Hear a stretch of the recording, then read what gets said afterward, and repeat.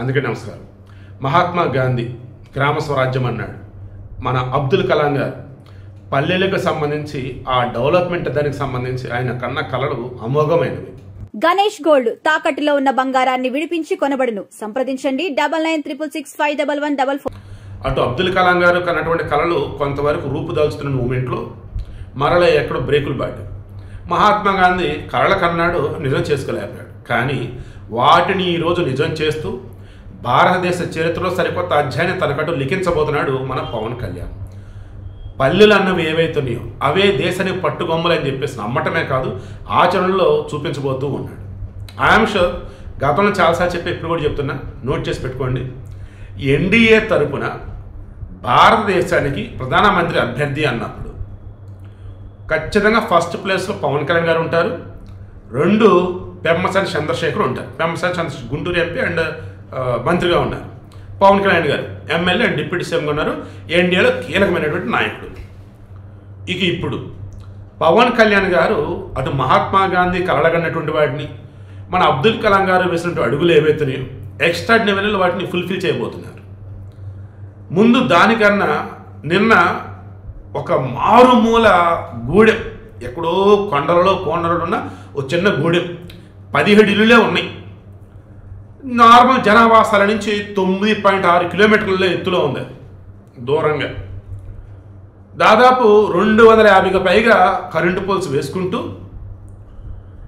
అక్కడ current produce అయ్యే విధంగా సోలార్ ప్యానల్స్, విండ్ ఎనర్జీని క్రియేట్ చేస్తూ లోకల్గా వచ్చేసి ఒక ట్రాన్స్ఫార్మర్ లాంటిది సంతల దగ్గర మొత్తం క్రియేట్ చేసి మొత్తం పవర్ అన్నది అక్కడక్కడ వచ్చేలా చేసి ఇంట్లో 4 బల్బులు ఒక ఫ్యాన్ లాగా పెట్టేసి, మొట్టమొదట స్వాతంత్రం వచ్చిన తర్వాత మాకు ఈరోజు స్వతంత్రం వచ్చిందయ్యా, ఈ దేశ స్వతంత్రం వచ్చి చాలా సంవత్సరాలు అవుతుంది, బట్ మాకు ఈరోజు స్వతంత్రం వచ్చింది ఎందుకంటే ఈరోజు మాకు వెలుగు వచ్చింది. ఎవరి వల్ల? పవన్ కళ్యాణ్ వల్ల.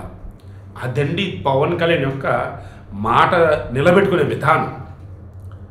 గిరిజన గ్రామాలకు మొన్న మధ్య కొంతమంది చెప్పులు, అతను కొంతమందికి దుప్పట్లు, రగ్గులేవు పంపారు. అది కూడా ఆయన ఇచ్చిన మాటే.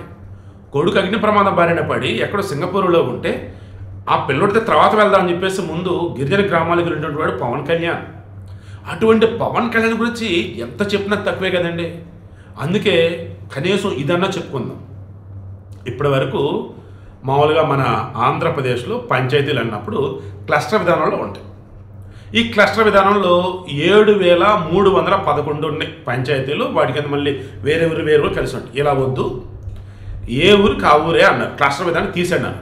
ఇలా తీస్తే 13,351 పంచాయతీలు వస్తాయి. ఇందులో 10,000కు పైగా జనాభా ఉన్నటువంటి ప్రతి పంచాయతీని కూడా ఇక మీదట రూరల్ అండ్ అర్బన్ కలగలిపి రోర్బన్ అంటారు. రోర్బన్. ఓకే, 10,000కు పైగా ఉన్న జనాభా ఉన్న పంచాయతీలు ఇవి అరౌండ్ 359 ఉన్నాయి. 359 చిల్లర. ఓకే, వీటికి ప్రజెంట్ డిప్యూటీ మండల పరిషత్ డెవలప్మెంట్ ఆఫీసర్ అని ఉంటారు. డిప్యూటీ ఎంపీడీఓ అంటారు. వారు ఇక్కడ పంచాయతీ డెవలప్మెంట్ ఆఫీసర్గా వస్తున్నాడు. Panchayat development officer. ఎందుకంటే పంచాయతీ సెక్రటరీ ఉండేవాళ్ళు, ఇప్పుడు అలా కాదు, పంచాయతీ డెవలప్మెంట్ ఆఫీసర్. ఇప్పటి వరకు 5 గ్రేడ్లుగా ఉన్నాయి. ఏవి? ఈ పంచాయతీలు. అవి ఎత్తేసి ఓన్లీ 4 ఓకేనా, పంచాయతీలు 4. అందులో కూడా మరలా ఈ రోర్బన్ అన్నది 1, రిమైనింగ్ 3. మరలా ఇందులో పనిచేసే అధికారులకు సంబంధించి ఎవరైతే ఉన్నారో పంచాయతీ సెక్రటరీలు, తర్వాత జూనియర్ అసిస్టెంట్లు, లైక్ వీళ్ళలో మరలా కేటగిరైజ్ చేసేసి ఐటీ విభాగానికి మొత్తం డిస్ప్లేస్ చేసేసి ఓన్లీ ఈ పంచాయతీలకు సంబంధించి ఒక ఐటీ సెల్ అన్నట్టు, ఒక ఐటీ విభాగం అన్నట్టు డిజిటల్ అసిస్టెంట్లు మొత్తం అందులో ఉంటారు. మొత్తం డేటా అంతా కూడా అందులో నిక్షిప్తం చేస్తారు. ఏ పథకాలు ఎవరెవరికి చేరాలి, ఏ పథకాలకి ఎవరెవరు అర్హులు, ఏ పథకాలకు సంబంధించి స్టేటస్ ఎలా ఉంది ఏంటి, మొత్తం సెంట్రల్ గవర్నమెంట్, స్టేట్ గవర్నమెంట్ మొత్తం దానికి సపోర్ట్ అన్నట్టు మొత్తం ఫండ్స్ కూడా అలొకేట్ చేస్తారు. మొత్తం 4 గ్రేడ్లుగా వచ్చేటప్పటికేమో పంచాయతీలు, 3 గ్రేడ్లుగా వచ్చేసేమో ఈ అధికారులు. ఇందులో మరలా జూనియర్ అసిస్టెంట్ ఉన్న వాళ్ళు ఎవరైతే ఉన్నారో సీనియర్ అసిస్టెంట్గా ప్రమోషన్ ఇస్తూ, ఎవరికైతే ఇలా ప్రమోషన్లు ఇస్తున్నారో, ఎవరికైతే ఇంటర్నల్గా వచ్చేసి ఎగ్జామ్స్ పెట్టి చేస్తారో వాళ్ళకి ఖచ్చితంగా ట్రైనింగ్ అనేది ఉంటుంది. మరలా చెప్తాను చూడండి, పంచాయతీలకి ఇలా ఉండాలి అలా ఉండాలని చెప్పటం వేరు, అధికారులను నియమించడం వేరు. అక్కడ జరిగే పని అన్నది వీళ్ళకి తెలియాలి కదా. ఆ తెలియటం కోసం ఎగ్జామ్ పెట్టాలి, ఎగ్జామ్ కనుక లేకపోతే ట్రైనింగ్ ఇవ్వాలి. తాను అనుకున్న పని ఏదైతే ఉందో అది ఎవరు చేయాలి, ఎలా చేయాలి పవన్ కళ్యాణ్ క్లారిటీ ఉంది. అలా క్లారిటీ ఉండబట్టే దీనికి ఎవరు అర్హులు, ఎవరు సమర్థులు, వారికి ఇచ్చే పోస్టింగ్ ఎంత, వారికి ఇచ్చే శాలరీ ఎంత అన్నప్పుడు శాలరీలు పెంచుతున్నారు. క్లస్టర్ విధానం రద్దు చేస్తున్నారు కాబట్టి 13,351 పంచాయతీలు కాబట్టి పంచాయతీ సెక్రటరీలు వాళ్ళు ఇప్పుడు పంచాయతీ డెవలప్మెంట్ ఆఫీసర్లు వాళ్ళు రిక్రూట్ చేస్తున్నారు.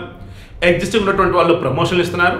ఎగ్జిస్టింగ్ ఉన్నటువంటి వారికి సంబంధించి సెంట్రల్గా ఎగ్జామ్స్ ట్రైనింగ్ పెట్టేసి అలా వాళ్ళని కూడా ముందుకు తీసుకెళ్తూ ఉన్నారు. అండ్ వీళ్ళ విభాగానికి సెపరేట్ ఐటీ విభాగం అనేది కూడా ఒకటి. అంటే రానున్న రోజులలో పల్లెటూర్లకు సంబంధించి ఆల్మోస్ట్ సిటీలో ఉన్నటువంటి ఫెసిలిటీస్ మొత్తం ఉంటాయి. మరలా ఇక్కడ పశు విభాగానికి సంబంధించేసి, మంచినీటికి సంబంధించేసి, వీధి రేట్లకు సంబంధించేసి, అండ్ డంపింగ్ దానికి సంబంధించిన చెత్త సేకరణ ఉంటుంది చూసారా, దానికి సంబంధించేసి అన్నిటి వల్ల సెపరేట్ వింగ్స్ అన్నట్టు. ఈ వింగ్స్ మీద మరలా ఒక డెవలప్మెంట్ ఆఫీసర్ అనే వాళ్ళు ఉంటారు. ఇలా చెప్పుకుంటూ వెళ్తే ప్రతిదీ కూడా సిస్టమేటిక్గా, ప్రతిదీ కూడా కేటగిరీస్ వైజ్గా. అంటే మీకు ఎలా చెప్పాలి, ఇలా చైనాలో ఉంటుంది తెలిసే సిస్టమ్ ఎలాగా, చైనాలో పల్లెటూరులో ఉంటాయి బాబోయ్. అసలు ఆ పల్లెటూరులో డెవలప్మెంట్స్ పిచ్చెక్కి తెలుసు. అసలు నేను నా చిన్నప్పుడు ఐ థింక్ 8th లోనో 9th నాకు సండే మ్యాగజైన్ చదవడం బాగా అలవాటు. ఈనాడు, ఆంధ్రజ్యోతి 2 తెగ చదివేసేవాడు. అందులో ఈనాడులో ఆంధ్రజ్యోతిలో ఒక చదివా. వరల్డ్లోనే రిచెస్ట్ విలేజ్ అది, మొత్తం గ్రామమే. కానీ ఆ గ్రామం చుట్టూ పెద్ద పెద్ద పరిశ్రమలు, మళ్ళీ పొల్యూషన్ లేకుండా ఆ గ్రామం నిండా కూడా అద్భుతమైనటువంటి ధనవంతులు. ఇలా చెప్పుకుంటే పోతే ఎన్నో. ఎలా సాధ్యమైన ఇవన్నీ? ఊరిలో ఉండే వాళ్ళంతా చదువుకున్నారు, ఊరిలో ఉండే వాళ్ళందరూ సమిష్టిగా ఉన్నారు, కులాలు లేవు, మతాలు లేవు, ఎటువంటి వాళ్ళ మధ్య గ్యాప్ లేకుండా అంతా కలగలిసి అడుగులేశారు. మొన్న ఆ మధ్య అయితే గిన్నిస్ రికార్డ్ కూడా ఎక్కినట్టుంది. గ్రామ సభలు పెట్టారు కదా ఏపీలో, ఒకే రోజు అన్ని గ్రామ సభలు రికార్డ్, అది అంతమంది రావడం రికార్డ్. అది కూడా మన పవన్ కళ్యాణ్ గారి ఆధ్వర్యంలోనే. ఆ రోజు కూడా చెప్పింది ఏంటిది, ఆయన గతం తీసేయండి, ఇన్నాళ్ళు పార్టీల వారీగా మనుషులు విడిపోయారు, ఇన్నాళ్ళు కులాల వారీగా మనుషులు విడిపోయారు, ఇక మీదట అలా వద్దు. మన ఊరు, మన పంచాయతీ, మన గ్రామం డెవలప్ చేసుకుందాం, స్కూలు బాగుపరుచుకుందాం, మంచినీటి సౌకర్యాలు మెరుగుపరుచుకుందాం, తర్వాత వచ్చేసి లైట్లు వేసుకుందాం, ఎలక్ట్రిక్ లైన్స్, రోడ్లు, డ్రైనేజీ, ఆసుపత్రి, ఏదైనా ప్రమాదం జరిగినప్పుడు అంతా కలిసికట్టుగా ఉండి ఐకమత్యంతో ఉండి దాన్ని ఎదుర్కోవటం. ఇదండి గ్రామీణాభివృద్ధికి సంబంధించి, పంచాయతీరాజ్ శాఖకు సంబంధించి, పల్లెటూర్లకు సంబంధించి మహాత్మా గాంధీ ఏనాడో కలల కన్నా, మన అబ్దుల్ కలాం గారు రాష్ట్రపతిగా ఉన్నప్పుడు ఆయన అడుగులు వేసినా ఇదిగో దీనికోసమే. వాళ్ళంతా అడుగులు వేశారు, కలల కన్నారు. పవన్ కళ్యాణ్ ఆచరణలో చూపించాడు. ఓవరాల్గా అన్నప్పుడు త్వరలో భారతదేశంలో ఆంధ్రప్రదేశ్లోని పల్లెటూర్లు రికార్డు సృష్టించబోతున్నాయి, సరికొత్త చిత్రం లిఖించబోతున్నాయి. ఐఆమ్ షూర్ మరలా చెప్తున్నా, గుర్తుంచుకోండి, ఏదో ఒక రోజు ఈ దేశానికి ప్రధాని అయ్యే అవకాశం పవన్ కళ్యాణ్కి వస్తుంది. మరి ఆయన తీసుకుంటారా లేదని తర్వాత సంగతి. బట్ పవన్ కళ్యాణ్ మాత్రం తిరుగులేని ఒక జాతీయ నేతగా ఎదుగుతాడు, ప్రపంచమంతా గర్వించే ఒక గొప్ప నాయకుడిగా ఉంటాడు. ఇందులో నో డౌట్. ఈ జర్నలిస్ట్ శివప్రసాద్, ఈ క్యాటలిస్ట్ ఎస్పీ, కావ్యస్ మీడియా సాక్షిగా ఈ మాట చెప్తున్నాడు, నోట్ చేసుకోండి.